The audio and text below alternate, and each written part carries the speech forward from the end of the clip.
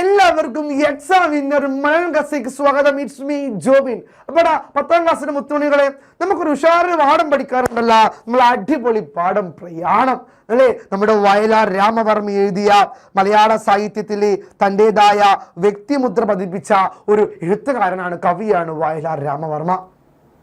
അദ്ദേഹം നമ്മോട് പറയുകയാണ്, നമ്മൾ കൈവരിച്ച നേട്ടങ്ങളെ കുറിച്ച്, ആ പ്രയാണമെന്ന യാത്രയെക്കുറിച്ച്, ശാസ്ത്ര സാങ്കേതിക സാഹിത്യ രംഗങ്ങളിൽ നാൾക്കുനാൾ നമ്മൾ കൈവരിച്ച ആ യാത്ര, ആ നേട്ടങ്ങളെ ഈ കവിത നമ്മോട് ചർച്ച ചെയ്യുകയാണ്. അല്ലടാ, നിങ്ങൾ ശരിക്കും ചിന്തിച്ചു നോക്കിയേ, ഈ കവിത എന്താണ് നമ്മോട് പറയുന്ന കാര്യം എന്ന് പറയുന്നത്? നമ്മുടെ ഇന്ന് കാണുന്ന ഈ രീതിയിൽ നമ്മൾ എത്തി നിൽക്കുകയാണല്ലേ. പണ്ട് തീയിൽ നിന്നും പ്രകാശം കണ്ടെത്തിയ നമ്മളെ ഒരു ബൾബിലൂടെ പ്രകാശപൂരിതമായി മാറുന്നു, തോമസ് ആൽവ എഡിസണിലൂടെ അല്ലേ, ന്യൂട്ടൺസ് ലോ അല്ലേ. അതെന്താണ് മക്കളെ? നമ്മുടെ ഭൂഗുരുത്വാകർഷണം നമ്മൾ ന്യൂട്ടൺസ് ലോ വഴി പഠിച്ചു കഴിഞ്ഞു. ഇത് ശാസ്ത്രത്തിന്റെ പുതിയ കണ്ടുപിടുത്തമാണ്. മാർക്കോണി റേഡിയോ കണ്ടുപിടിച്ചു, ശാസ്ത്രത്തിന്റെ കണ്ടുപിടുത്തമാണ്. ഇന്ന് ചൊവ്വയിലേക്കും ചന്ദ്രനിലേക്കും ദൗത്യങ്ങളായി നമ്മൾ കടന്നു പോകുന്നു. ഇത് ശാസ്ത്രത്തിന്റെ കണ്ടുപിടുത്തമാണ്. ഇത്തരത്തിൽ നമ്മുടെ കണ്ടുപിടുത്തങ്ങൾ ശാസ്ത്രത്തിലും സാഹിത്യത്തിലും കടന്നു വരുന്നുണ്ട്. ഇത്തരത്തിൽ വിവരവിനിമയ സാങ്കേതിക രംഗങ്ങൾ നമ്മൾ പറന്ന് പന്തലിച്ചു വരികയാണ്. ഇന്ന് റോബോട്ടിക്സ്, നാനോമിക്സ്, ജൈനോമിക്സ് എല്ലാം നമ്മൾ എത്തിയിരിക്കുകയാണ്. ഇത്തരത്തിൽ നമ്മൾ പുതിയ കാലഘട്ടത്തിൻ്റെ വക്താക്കളായി മാറുമ്പോൾ നമ്മുടെ ജീവിതത്തിൽ നമ്മൾ കണ്ടെത്തിയ ഈ മാറ്റങ്ങളെ എല്ലാം തന്നെ ഉൾച്ചേർത്തുകൊണ്ട് മനുഷ്യന്റെ കണ്ടുപിടുത്തങ്ങളുടെ ജൈത്രയാത്ര, ആ പ്രയാണത്തെ വ്യക്തമാക്കുന്ന വയലാർ രാമവർമ്മയുടെ സുന്ദരമായ അർത്ഥപൂർണമായ ഒരു മോട്ടിവേഷണലായ കവിതയാണ് മക്കൾ ഏത്? നമ്മുടെ പ്രയാണം എന്ന് പറയുന്ന ഈ സുന്ദരമായ കവിത. ഈ കവിത നമ്മൾ പഠിക്കുമ്പോൾ നമ്മുടെ മനസ്സിലേക്ക് കടന്നു വരേണ്ട ഒരു കാര്യം എന്ന് പറയുന്നത് നമ്മൾ നടത്തിയ യാത്രകൾ തന്നെയാണ്. അല്ലടാ, എങ്ങനെയാണ് വണ്ടിയിലേക്ക് നമ്മൾ എത്തിയത്? നടന്ന്, ഓടി, പിന്നെന്താണ് ഈ മരത്തിനെ കൊണ്ട് ചക്രങ്ങൾ ഉണ്ടാക്കി, പിന്നെ ടയർ കണ്ടുപിടിച്ച് ഇപ്പോൾ നമ്മൾ കാണുന്ന വലിയ വലിയ വാഹനങ്ങൾ. അല്ലടാ, തീയൊക്കെ കത്തിച്ച് നമ്മൾ ലൈറ്റ് കണ്ടുപിടിച്ച് നമ്മൾക്ക് ഇന്ന് എന്തൊക്കെ സാഹചര്യങ്ങളാണ്, എന്തൊക്കെ അവസ്ഥകളാണ്, എന്തൊക്കെ കണ്ടുപിടുത്തങ്ങളാണ്.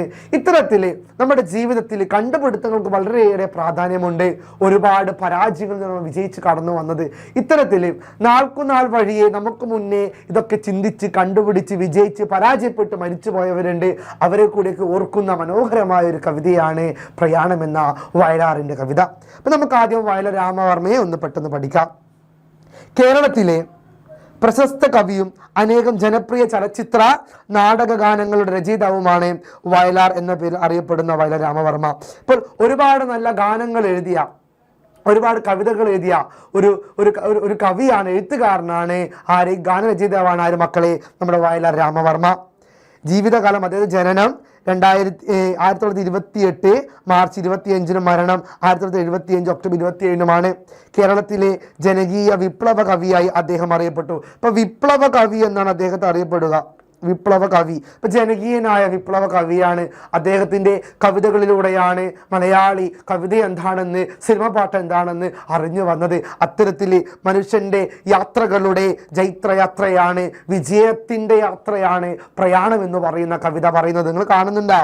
ഈ ഒരു പണ്ടത്തെ ശിലായുഗത്തിലെ മനുഷ്യൻ പിന്നീട് നല്ല ഒരു വ്യക്തിയായി മാറുന്നു. ഇതിൽ നിന്നും ഒരുപാട് മുന്നോട്ട് നീങ്ങിയില്ലേ? ഒരുപാട് നീങ്ങി. ആ മാറ്റമാണ്, ആ പരിവർത്തനമാണ് മനുഷ്യജീവിതത്തിലുണ്ടായ, ഭൗതിക സാഹചര്യങ്ങളിലുണ്ടായ ഒരു പരിവർത്തനമാണ്, മാറ്റമാണ്.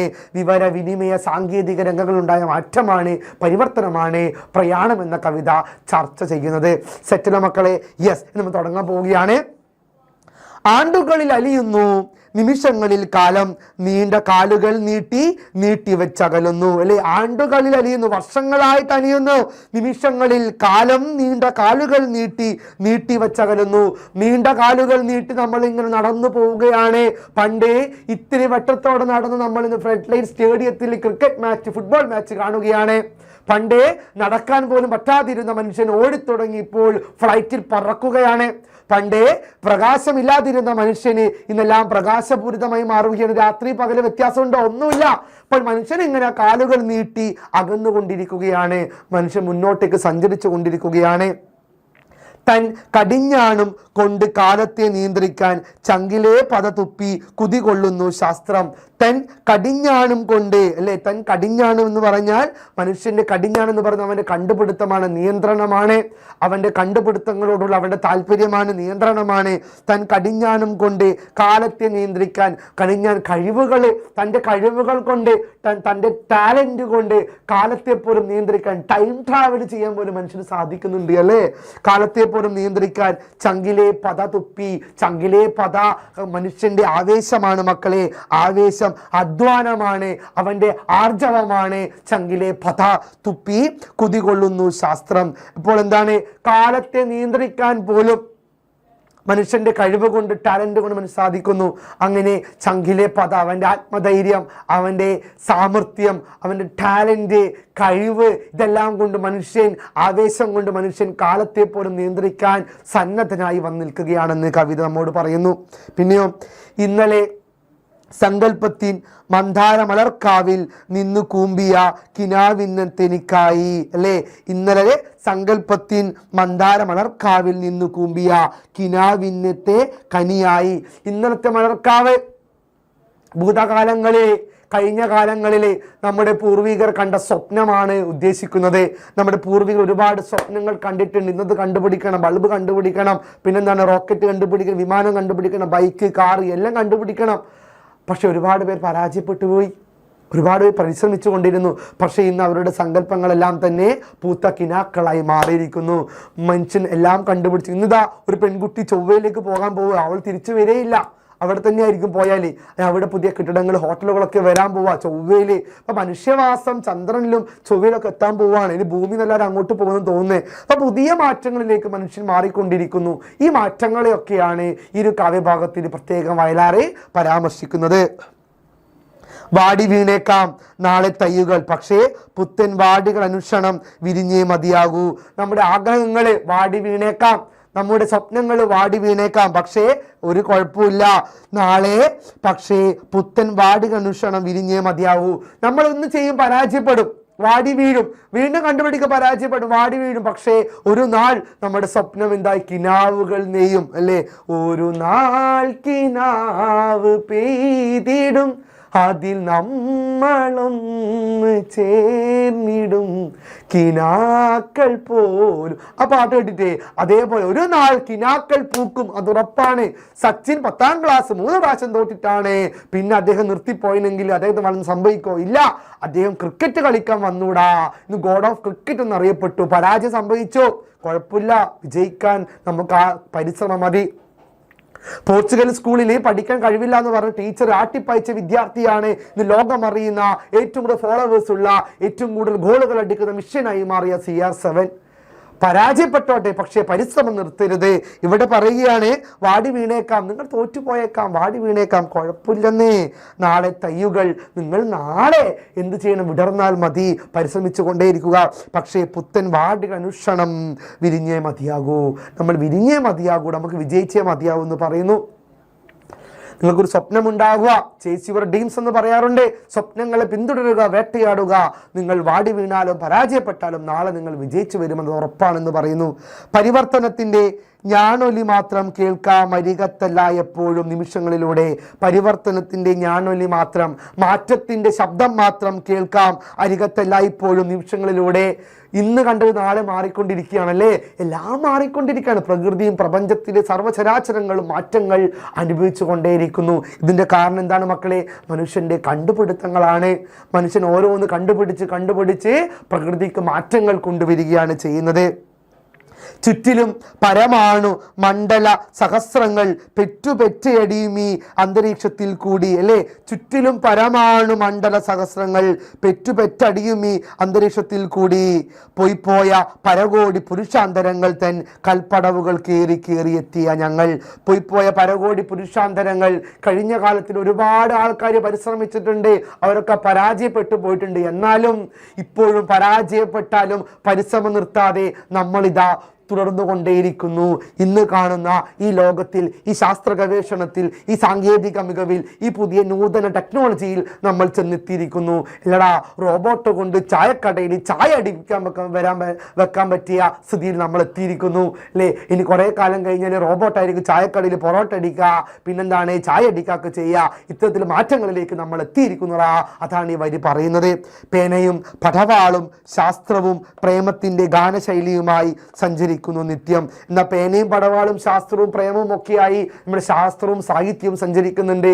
ഒരു ഭാഗത്ത് ടെക്നോളജി നമ്മൾ വികസനം പ്രാപിക്കുമ്പോൾ മറ്റൊരു ഭാഗത്ത് സാഹിത്യത്തിലും നമുക്ക് വികസനം പ്രാപിക്കാൻ സാധിക്കുന്നുണ്ട്. ഇത്തരത്തിലെ വിവരവിനിമയ സാങ്കേതിക സാഹിത്യ രംഗങ്ങളിലൊക്കെ വികാസം പ്രാപിച്ചു വരികയാണ് മനുഷ്യൻ. ആ ഒരു സഞ്ചാരമാണ്, പ്രയാണമാണ് ഇവിടെ പറയുന്നത്. ഞങ്ങളിൽ ജീവിക്കുന്നു ഞങ്ങൾ തൻ മുത്തച്ഛന്മാർ അല്ലേ. ഞങ്ങൾ മുത്തച്ഛന്മാർ, അതായത് നമ്മുടെ പൂർവികർ ഈ ശ്രമങ്ങളൊക്കെ നടത്തിയ, നമ്മൾ ഒരു 100 പ്രാവശ്യം നമ്മൾ പാറക്കടിച്ചു, 100ാമത്തെ പ്രാവശ്യമാണ് പൊട്ടിയത്. അതുകൊണ്ട് 100ാമത്തെ പ്രാവശ്യത്തെ അടിയിലെ പൊട്ടി എന്ന് പറയാൻ പറ്റില്ല. ബാക്കി 99 പ്രാവശ്യം നമ്മൾ പരിശ്രമിച്ചിട്ടുണ്ട്. അതേപോലെയാണ് നമ്മൾ ഇന്ന് ഓരോ കണ്ടുപിടുത്തങ്ങൾ കണ്ടുപിടിച്ചുകൊണ്ടേയിരിക്കുന്നു. പക്ഷേ ഇതൊക്കെ മുൻപേ നമ്മുടെ പൂർവികർ കണ്ടുപിടിക്കാൻ ശ്രമിച്ചവരാണ്. അവരെയും കൂടി നമ്മൾ മറക്കരുത്, ഓർക്കണമെന്നാണ് കവി പറയുന്നത്. ഞങ്ങളിൽ ജീവിക്കുന്നു ഞങ്ങൾ തൻ മുത്തച്ഛന്മാർ, ഞങ്ങളിൽ തുടങ്ങുന്നു നാളെയും മറ്റന്നാളും അല്ലേ. പണ്ട് വർഷങ്ങൾക്ക് മുന്നേ ആരൊക്കെയോ ഇതിന് തിരികൊളുത്തി വെച്ചു. അവർ തുടർന്നുകൊണ്ടേ പോകുന്നു. ഇന്ന് നമ്മളിലൂടെ തുടർന്നുകൊണ്ട് പോകും. നാളെ മറ്റൊരാളത് ഏറ്റെടുത്ത് അത് തുറന്നുകൊണ്ടേ പോകും. iPhone 17 Pro Max ഇറങ്ങിയ കാലഘട്ടത്തിൽ നമ്മൾ ജീവിക്കുന്നത്. പണ്ട് നോക്കിയാൻ്റെ സ്വിച്ച് ഫോൺ ഉണ്ടായ കാലത്ത് നമ്മൾ ഇന്ന് എവിടെ എത്തി നിൽക്കുന്നു? ആ മാറ്റമാണ് ഈ വലിയ മാറ്റം, ഈ വലിയ ലോകത്തിൻ്റെ മാറ്റം എന്ന് പറയുന്നത്. കരളിൻ നാളം കത്തി നീറിയ മെഴുകിൻ്റെ തിരികൾ 100,000 ഉരുകിത്തീർന്നു നീളെ അല്ലെ. കരളിൻ നാളം കത്തി നീറിയ മെഴുകിൻ്റെ തിരികൾ ഉരുകിത്തീർന്നു നീളെ. ഒരുപാട് ആഗ്രഹങ്ങൾ, മനുഷ്യൻ്റെ ആസക്തികൾ, സ്വപ്നങ്ങളൊക്കെ ഉരുകിത്തീർന്നിരുന്നു. പക്ഷെ കുഴപ്പമില്ല, നമ്മൾ വീണ്ടും മുന്നോട്ടേക്ക് പോയിക്കൊണ്ടേയിരിക്കുന്നു. മെഴുകുതിരികൾ, ആശയുടെ ആഗ്രഹത്തിൻ്റെ മെഴുകുതിരികൾ കെട്ടിത്തീർന്നോട്ടെ. പക്ഷെ നമ്മുടെ ആഗ്രഹം, പരിശ്രമം മുന്നോട്ട് കൊണ്ടുപോയിരിക്കുമെന്നാണ് പറയുന്നത്. 4 കവലകൾ തോറും ഞങ്ങളീ വരും വഴി നാട്ടിയ ദീപസ്തംഭ ശ്രേണികൾ കണ്ടോ പിന്നിൽ അല്ലേ. എന്താണ് മക്കളെ? 4 കവലകൾ തോറും ഞങ്ങളീ വരും വഴി നാട്ടിയ ദീപസ്തംഭ ശ്രേണികൾ കണ്ടോ പിന്നിൽ. അതായത് തിരിഞ്ഞു നോക്കുമ്പോൾ ഒരുപാട് ആൾക്കാർ പ്രകാശങ്ങൾ നമുക്ക് നൽകിയിട്ടുണ്ട്. ഇന്ന് ഓരോ സ്ഥലത്തും ഓരോ ദീപസ്തംഭങ്ങളുണ്ട്, തൂണുകളുണ്ട്, ഹെഡ്ലൈറ്റ് ഉണ്ടല്ലേ. ആ ഒരു നാട്ടുകവലകളിൽ കാണുന്ന സ്ട്രീറ്റ് ലൈറ്റില്ലേ, ഇതൊക്കെ ഇരുട്ട് മാറ്റിയ, അന്ധകാരത്തെ മാറ്റിയ പ്രകാശങ്ങളാണ്. കൂടാതെ തന്നെ മറ്റൊരു സ്ഥലത്ത് നമുക്ക് പറയാൻ സാധിക്കും, എന്താണ്, നമ്മൾ വരുന്ന വഴിയിൽ നമുക്ക് പ്രകാശമായി തീർന്ന ആൾക്കാരുണ്ട്, അവരെ നമ്മൾ മറന്നുകൂടാ എന്ന ആശയം കൂടി ഇവിടെ കടന്നു വരുന്നുണ്ട്. മരിച്ചിട്ടില്ല ഞങ്ങൾ ഇന്നോളം ഒരു നാളും മരിക്കില്ല ഒടുങ്ങാത്ത സൃഷ്ടിശക്തികൾ ഞങ്ങൾ. ഒരിക്കലും ഞങ്ങൾ മരിക്കുന്നില്ല, ഞങ്ങൾ സൃഷ്ടിശക്തികളായി തുടർന്നു കൊണ്ടേയിരിക്കുമെന്ന് പറയാണ്. മരിച്ചിട്ടില്ല ഞങ്ങൾ ഇന്നോളം ഒരു നാളും മരിക്കില്ലൊടുങ്ങാത്ത സൃഷ്ടിശക്തികൾ ഞങ്ങൾ എന്ന് കവി പറയുകയാണ്. ആഗ്രഹങ്ങൾ മരിക്കുന്നില്ല എന്ന് കവി പറയുന്നു. ഈ ആഗ്രഹങ്ങളോടെ നമ്മൾ മുന്നോട്ടേക്ക് പോയിക്കൊണ്ടിരിക്കുകയാണെന്ന വലിയ സൂചന കവി ഈ കവിതയിലൂടെ മുന്നോട്ട് വരികയാണ്. ഒടുങ്ങാത്ത ആശകളും ആഗ്രഹങ്ങളുമായി നമ്മൾ മുന്നോട്ട് പോയിക്കൊണ്ടേയിരിക്കണമെന്ന് കവി വയലാർ നമ്മോട് പറയുകയാണ്. ആദ്യ തൊട്ട് ഇന്നോളവും 1000 പരിണാമ രീതികൾ കടന്നെത്തും ജീവന്റെ വികാസങ്ങൾ അല്ലേ. ആദ്യ തൊട്ട് പണ്ട് കാലം മുതൽ ഇന്ന് വരെ മാറ്റങ്ങൾ കടന്നു വന്നുകൊണ്ടിരിക്കുകയാണ്. അതിനൊരു അവസാനവുമില്ല. ഈ പരിണാമങ്ങൾ നമ്മുടെ ജീവിതത്തിൽ സംഭവിച്ചുകൊണ്ടേയിരിക്കും, മാറ്റങ്ങൾ കടന്നു വന്നുകൊണ്ടേയിരിക്കുമെന്ന് പറയുന്നു. ചങ്ങല തുടർ പോലെ കൊളുത്തിക്കൂട്ടിപ്പോന്ന ചങ്കിലെ ഞരമ്പുകൾ വിടർത്തും സംസ്കാരങ്ങൾ. ചങ്കിലെ ഞരമ്പ് പോലെ ഈ സംസ്കാരം തുറന്നുകൊണ്ടേ പോകും. ചങ്ങല തുടർ പോലെ ഇതൊരു ചെയിനാണ്. പണ്ടൊരാൾ കണ്ടുപിടിച്ചു, പിന്നെ വേറെ ആൾ കണ്ടുപിടിച്ചു, അങ്ങനെ ഇന്ന് ഞാൻ നാളെ വേറെ ആൾ കണ്ടുപിടിക്കും. ഇങ്ങനെ ഈ കണ്ടുപിടുത്തങ്ങൾ വികസിച്ച് വലിയതായി മാറുന്നു എന്ന് കവി പറയുന്നു. ഞങ്ങളിൽ രൂപം കൊള്ളു നിമിഷം തോറും കാലം ഞങ്ങൾ തൻ ഭാവ പ്രാണസ്പന്ദന സമാഹാരം. കാലങ്ങൾ ഇങ്ങനെ കടന്നു പോകും, കണ്ടുപിടുത്തങ്ങളും പരിവർത്തനങ്ങളും മാറ്റങ്ങളും സംഭവിച്ചു കൊണ്ടേയിരിക്കും. ഞങ്ങൾ രൂപം കൊള്ളു നിമിഷം തോറും കാലം ഞങ്ങൾ തൻ ഭാവപ്രാണസ്പന്ദന സമാഹാരം. ഞങ്ങളെന്ന് പറയുന്നത് കണ്ടുപിടുത്തം ചെയ്യുന്ന ആൾക്കാർ, ഞാനും നിങ്ങളൊക്കെ തന്നെയാണ്. സാഹിത്യം, സാമ്പത്തികം, ശാസ്ത്രം, സാങ്കേതിക വിനിമയ വിവരം എല്ലാത്തിലും കണ്ടുപിടുത്തങ്ങൾ ഭാവാന്തരമായി ഭാവനാ ലോകത്ത് ഓരോ ചിന്ത ചിന്താസരണികളിലും ഓരോ കാലത്തും ഓരോ നിമിഷത്തിലും കണ്ടുപിടുത്തങ്ങൾ, പരിവർത്തനങ്ങൾ തുറന്നുകൊണ്ടേ പോകും. അതാണ് മാറ്റം. ആ മാറ്റത്തെക്കുറിച്ചാണ് ഈ പ്രയാണം എന്ന കവിതയിലെ വയലാരാമവർമ്മ മുളങ്കാട് എന്ന കവിതാ സമാഹാരത്തിലെ പ്രയാണം എന്ന കവിതയിലൂടെ നമ്മോട് പറയുന്നത്. സെറ്റല്ല മക്കളെ? നമുക്കിതിലെ പ്രധാന ചോദ്യങ്ങളൊന്ന് പെട്ടെന്ന് പഠിച്ചു പോകാം. മരിക്കില്ലൊടുങ്ങാത്ത സൃഷ്ടിശക്തികൾ ഞങ്ങൾ. ഈ വരികളിലെ ഞങ്ങൾ എന്ന പ്രയോഗം ആരെയാണ് പ്രധാനമായും പ്രതികരിക്കുന്നത്? അല്ലേ? ഇതിൽ മരിക്കില്ലൊടുങ്ങാത്ത സൃഷ്ടിശക്തികൾ ഞങ്ങൾ എന്ന് കവി പറയുന്നുണ്ട്. ഈ വരികളിൽ ഞങ്ങൾ എന്ന പദം ഏതിനോടാണ്, എന്തിനോടാണ് പറയുന്നത്?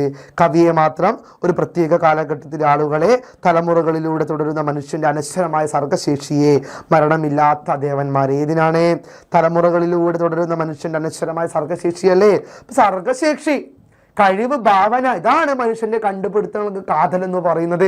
ഈ കണ്ടുപിടുത്തം സംഭവിച്ചുകൊണ്ടേയിരിക്കണമെന്ന് കവി പറയുകയാണ്. വ്യക്തികൾ മരിക്കുമെങ്കിലും മനുഷ്യരാശി ഒരു സമൂഹം എന്ന നിലയിലും അവരുടെ കൂട്ടായ കഴിവും സർഗാത്മകതയും തലമുറകളിലൂടെ നിലനിൽക്കുന്നു. അത് ഒടുങ്ങുന്നില്ല എന്ന ആശയമാണ് ഈ വരികൾ മുന്നോട്ട് വയ്ക്കുന്നത്. ഞങ്ങൾ എന്നത് ഈ തുടർച്ചയുള്ള അനശ്വരമായ സർഗശക്തിയാണ് പ്രതിനിധീകരിക്കുന്നത്, അല്ലേ?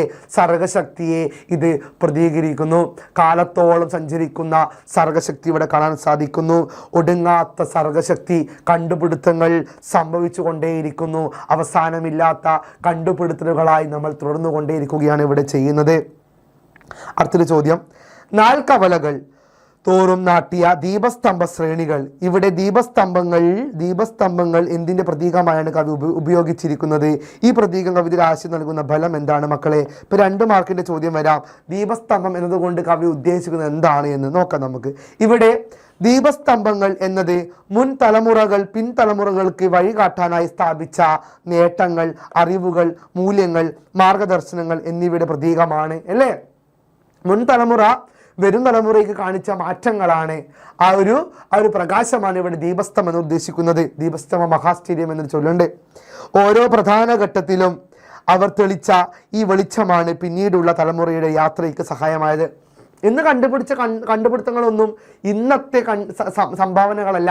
കഴിഞ്ഞ കാലത്ത് ഒരുപാട് പേര് ശ്രമിച്ചതിൻ്റെ പരിണിത ഫലമാണ് ഇന്നത്തെ കണ്ടുപിടുത്തം.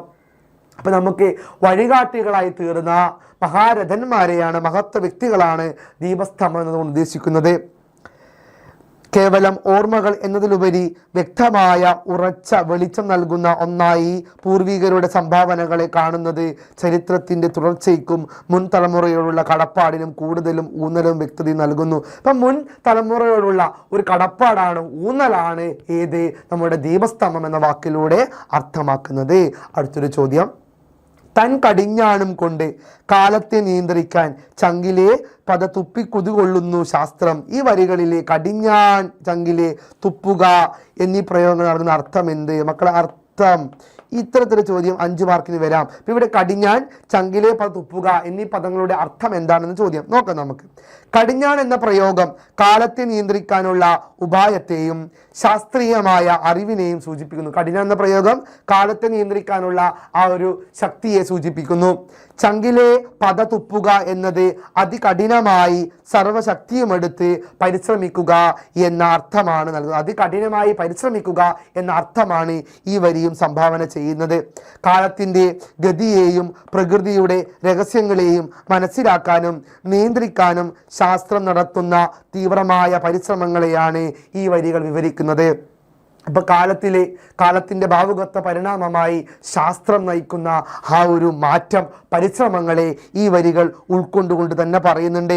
എന്താണ്? കടിഞ്ഞാൺ എന്ന പ്രയോഗം കാലത്തെ നിയന്ത്രിക്കാനുള്ള ഉപായത്തെയും ശാസ്ത്രീയമായ അറിവിനെ സൂചിപ്പിക്കുന്നു എന്നതാണ് ഇവിടെ അർത്ഥമാക്കുന്നത്. അടുത്ത ചോദ്യം എന്താ മക്കളെ?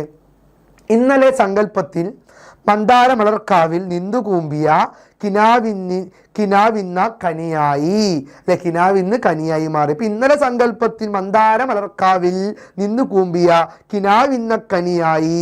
ഈ വരികൾ തെളിയുന്ന ആശയം എന്ത് മക്കളെ? ആശയം ആണ് ചോദ്യം. 5 മാർക്കിന്റെ ചോദ്യം വരാം. ഈ സങ്കല്പത്തിലെ പണ്ടത്തെ സങ്കല്പം ഇന്ന് എന്തായി മാറി? ഒരു കിനാവായ ഒരു കനിയായി മാറി. ഇപ്പം എന്താ അർത്ഥം? നമ്മുടെ സ്വപ്നം സാക്ഷാത്കരിക്കപ്പെടണം, അതാണ് അർത്ഥം. ഈ വരികൾ മനുഷ്യന്റെ സ്വപ്നങ്ങളും സങ്കല്പങ്ങളും കാലക്രമേണ യാഥാർത്ഥ്യമായി മാറുന്നു എന്ന ആശയം കാര്യമാണ് തെളിയുന്നത്. മനുഷ്യൻ്റെ സ്വപ്നങ്ങൾ സങ്കല്പങ്ങൾ കാലക്രമേണ യാഥാർത്ഥ്യമായി മാറുന്നു എന്ന വലിയ അർത്ഥം നൽകുന്നുണ്ട്. ഇന്നലെ വെറുമൊരു ഭാവന മാത്രമായിരുന്നത് ശാസ്ത്രത്തിൻ്റെയും മനുഷ്യപ്രയത്നത്തിൻ്റെയും ഫലമായി ഇന്ന് പ്രായോഗികമായ ഒന്നായി ഫലപ്രാപ്തിയിലെത്തിയ ഒന്നായി കനിയായി മാറിയിരിക്കുന്നു അല്ലേ? ഇന്നതൊരു കനിയായി മാറിയിരിക്കുന്നു. ശാസ്ത്ര പുരോഗതിയുടെയും മനുഷ്യൻ്റെ സർഗാത്മകതയുടെയും വിജയമാണിത്.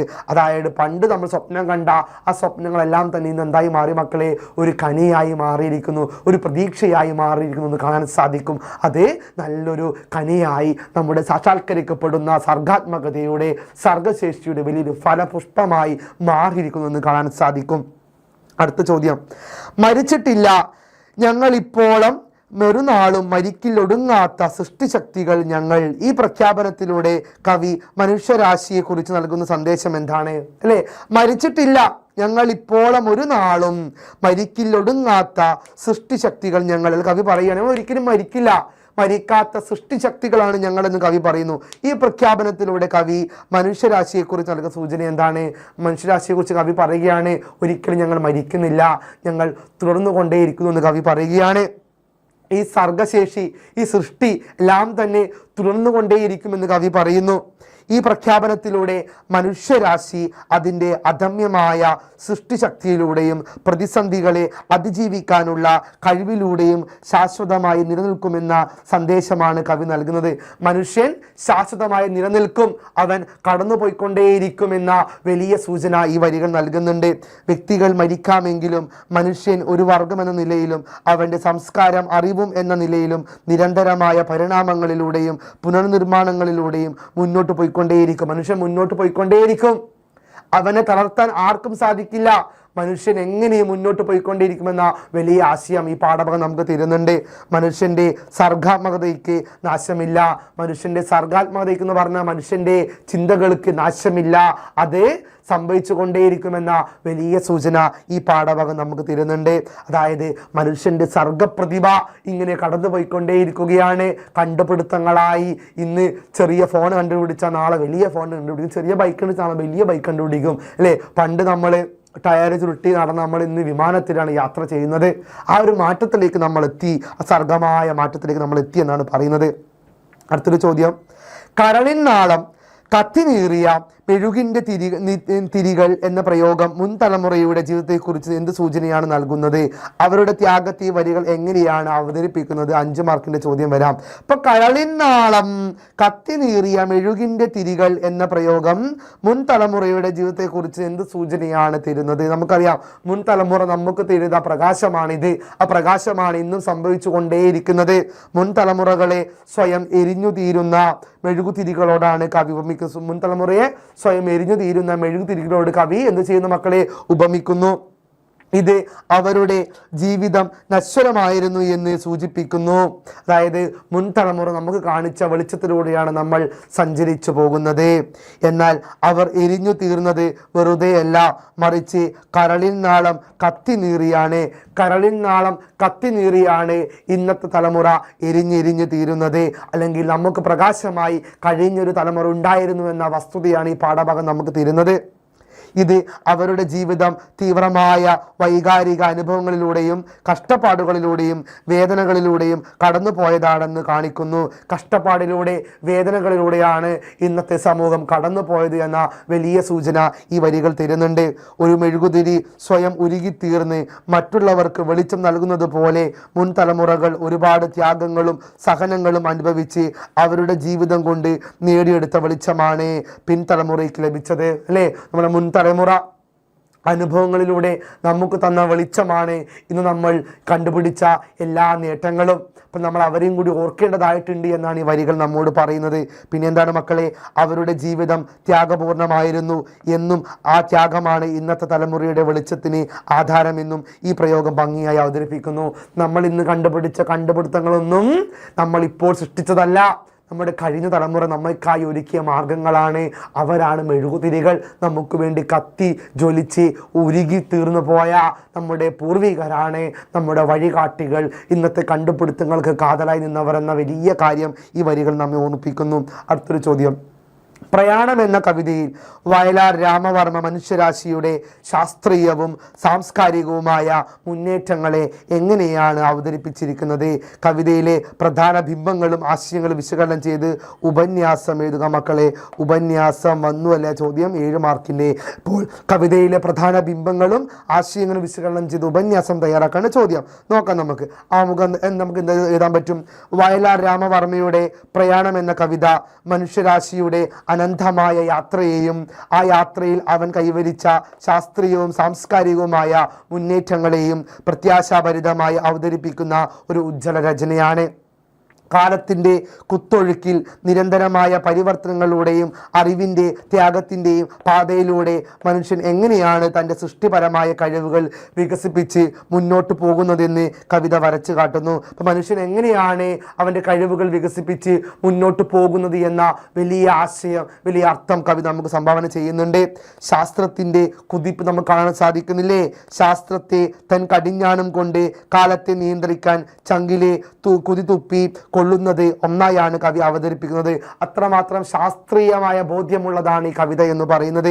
ഇത് പ്രപഞ്ച രഹസ്യങ്ങൾ കണ്ടെത്താനും പ്രകൃതി ശക്തികളെ നിയന്ത്രിക്കാനും അതുവഴി മനുഷ്യ ജീവിതം മെച്ചപ്പെടുത്താനുമുള്ള ശാസ്ത്രത്തിൻ്റെ അദമ്യമായ പരിശ്രമത്തെ സൂചിപ്പിക്കുന്നു. അപ്പം ശാസ്ത്രത്തിൻ്റെ ഒരു പരിശ്രമമാണ് ഇതെന്ന് പറയാൻ സാധിക്കും. പിന്നെ മക്കളെ, ഇന്നലെ സങ്കല്പത്തിൽ മന്ദാര മലർക്കാവിൽ നിന്ന് കൂമ്പിയ കിനാവ് ഇന്നത്തെ കനിയായി മാറി അല്ലെ. പണ്ട് നമ്മൾ സ്വപ്നം കണ്ടതെല്ലാം ഇന്നൊരു കനിയായി മാറിയിരിക്കുന്നു, നേടിയിരിക്കുന്നു, ഫലപ്രാപ്തിയിലെത്തിയിരിക്കുന്നു എന്ന പ്രയോഗം ശാസ്ത്രീയമായി കണ്ടുപിടുത്തങ്ങളിലൂടെ മനുഷ്യൻ്റെ സ്വപ്നങ്ങളും ഭാവനകളും യാഥാർത്ഥ്യമായി മാറുന്നതിൻ്റെ മനോഹരമായ ചിത്രങ്ങളാണ്. മനുഷ്യൻ്റെ കണ്ടുപിടുത്തം യാഥാർത്ഥ്യമായതിൻ്റെ മനോഹരമായ ചിത്രമാണ് നൽകുന്നത്. ശ്വാസം നിരന്തരമായ പുരോഗതിയുടെ ശാസ്ത്രം നിരന്തരമായ പുരോഗതിയുടെ പാതയിലാണെന്നും ഓരോ നിമിഷവും പുതിയ വാതിലുകൾ തുറന്നുകൊണ്ടിരിക്കുകയാണെന്നും കവിത വ്യക്തമാക്കും. നമ്മളിങ്ങനെ ഓരോ ദിവസവും പുതിയ വാതിലുകൾ മുട്ടി പുതിയ കണ്ടുപിടുത്തങ്ങൾ ചെയ്ത് നമ്മൾ കടന്നു പോയിക്കൊണ്ടിരിക്കുകയാണ്. സാംസ്കാരിക പരിണാമവും തുടർച്ചയും മനുഷ്യൻ്റെ യാത്ര കേവലം ഭൗതികമായ ഒന്നല്ല, മറിച്ച് സാംസ്കാരികമായ ഒരു പരിണാമം കൂടിയാണ്. ആദ്യൊട്ടൊന്നോളം 1000 പരിണാമ രീതികൾ കൊളുത്തിക്കൂട്ടിപ്പോന്ന ചങ്കിലെ ഞരമ്പുകൾ വിടർത്തും സംസ്കാരങ്ങൾ ഞങ്ങൾ രൂപം കൊള്ളൂ എന്ന് പറയുമ്പോൾ മനുഷ്യൻ്റെ ജൈവികവും സാംസ്കാരികവുമായ പരിണാമത്തിൻ്റെയും തുടർച്ചയുടെയും പ്രാധാന്യം കവി എടുത്തു പറയുന്നു. മനുഷ്യൻ യാത്രയിലാണ്, അവൻ എല്ലാ കണ്ടുപിടുത്തങ്ങളും കണ്ടുപിടിക്കുന്നു, അവൻ്റെ നേട്ടങ്ങൾ അവൻ കൈവരിക്കുന്നു. ഇത്തരത്തിലുള്ള മനുഷ്യൻ്റെ യാത്രയാണ് ഈ പാഠഭാഗത്തിലൂടെ നമ്മൾ ചർച്ച ചെയ്യുന്നത് മക്കളെ. അടുത്തൊരു ചോദ്യം എന്താണ്? പരിവർത്തനത്തിൻ്റെ ഞാനൊലി മാത്രം കേൾക്കാം കാമമേരിത്തല്ലായ്പ്പോഴും നിമിഷങ്ങളിലൂടെ. ഈ വരികൾ കവിതയുടെ പ്രധാന ആശയങ്ങളുമായി എങ്ങനെ ബന്ധപ്പെട്ടിരിക്കുന്നു? വിശദമാക്കുക. 5 മാർക്കിൻ്റെ ചോദ്യം. അപ്പം പരിവർത്തനം എങ്ങനെയാണ്? പരിവർത്തനം ഞാനൊളിയാണ്, ആ ശബ്ദമാണ് കേട്ടുകൊണ്ടിരിക്കുക. ഈ പരിവർത്തനം എങ്ങനെയാണ് ഈ ജീവിതത്തെ ബാധിക്കുന്നതെന്നാണ് ചോദ്യം. ഈ വരികൾ കവിതയുടെ കേന്ദ്ര ആശയമായ നിരന്തരമായ മാറ്റത്തെയും പുരോഗതിയെയും ശക്തമായി പ്രതിനിധിക്കുന്നു. ആ മാറ്റം, പുരോഗതി ഈ വരിയിൽ കാണാൻ സാധിക്കും. ഞാനൊലി ഒരു വില്ലിൽ നിന്ന് അല്ലേ, ഞാനൊലി ഒരു വില്ലിങ്ങനെ ഒരു അമ്പ് ഇങ്ങനെ വില്ലെന്ന് വിടുമ്പോഴുള്ള ഒച്ചയില്ലേ, അമ്പ് ഇങ്ങനെ വിടുമ്പോൾ ഒച്ചയില്ല, അതാണ് ഞാനൊലി എന്ന് പറയുന്നത്. അസ്ത്രത്തിൻ്റെ ആ ഒരു ഭീകരമായ ഗതിവേഗമാണ് ശാസ്ത്രത്തിൻ്റെ മാറ്റത്തിന് കാരണം. വില്ലിൽ നിന്ന് അമ്പ് തൊടുക്കുമ്പോഴുള്ള ശബ്ദമാണ് ഞാനൊലി എന്ന് പറയുന്നത്. ഇത് പ്രവർത്തനത്തിൻ്റെയും മുന്നോട്ടുള്ള പ്രയാണത്തിൻ്റെയും പ്രതീകമാണ്. ഓരോ നിമിഷവും ലോകം മാറിക്കൊണ്ടിരിക്കുന്നു, പുതിയ കണ്ടുപിടുത്തങ്ങളും ചിന്തകളും ഉണ്ടാകുന്നു, പഴയവ വഴിമാറുന്നു. ഈ പരിവർത്തനം അനിവാര്യവും അനുതവവുമാണ്. കവിതയിൽ പരാമർശിക്കുന്ന ശാസ്ത്രത്തിൻ്റെ കുതിപ്പും സങ്കല്പങ്ങൾ യഥാർത്ഥമാകുന്നതും ജീവന്റെ പരിണാമവുമെല്ലാം ഈ നിരന്തര പരിവർത്തനത്തിൻ്റെ ഭാഗമാണ്. കാലത്തിൻ്റെ ഈ പ്രവാഹത്തിൽ മാറ്റത്തിൻ്റെ ഈ ഞാനൊലി മാത്രമാണെന്ന് സ്ഥിരമായി നമുക്ക് കേൾക്കാൻ കഴിയുന്നതെന്ന് കവി പറയുന്നു. അതുകൊണ്ട് തന്നെ കാലത്തിൻ്റെ മാറ്റത്തിൽ, ഈ കാലത്തിൻ്റെ സഞ്ചാരത്തിൽ ഈ ഒരു മാറ്റം, ഈ ഒരു ശബ്ദം നമുക്ക് കേൾക്കാമെന്ന വലിയൊരു ആഹ്വാനം കൂടി കവിത തരുന്നു. അതുകൊണ്ട് തന്നെ വയലാർ രാമവർമ്മയുടെ പ്രയാണം എന്ന കവിതയിൽ നമ്മൾ കൈവരിച്ച എല്ലാ നേട്ടങ്ങളെയും മനുഷ്യൻ്റെ സർഗപ്രതിഭകളെയും സർഗവാസനകളെയും ചർച്ച ചെയ്യുന്ന മനോഹരമായ കവിതയാണ്. ഇപ്പം പാഠഭാഗത്തും നല്ലപോലെ പഠിക്കുക, എക്സാമിന് ചോദ്യങ്ങൾ പ്രതീക്ഷിക്കാവുന്ന ഒരു പാഠം കൂടിയാണ്. ഇപ്പം എല്ലാവരും നല്ല മാർക്ക് സ്കോർ ചെയ്യുക. എല്ലാവർക്കും എല്ലാ വിധത്തിലും ആശംസകൾ നേരുന്നു. Jobin from examiner. ബൈ.